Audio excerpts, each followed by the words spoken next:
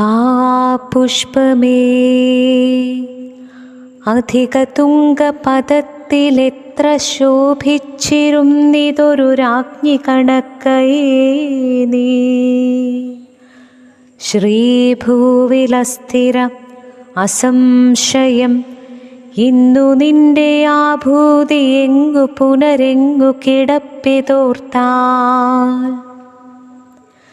ലാളിച്ചു പെറ്റലതയൻപൊടു ശൈശവത്തിൽ പാലിച്ചു പല്ലവപുടങ്ങളിൽ വച്ചു നിന്നെ ആലോലവായു ചെറുതൊട്ടിലുമാട്ടി താരാട്ടാലാപമാർന്നു മലരേ ദലമർമരങ്ങൾ.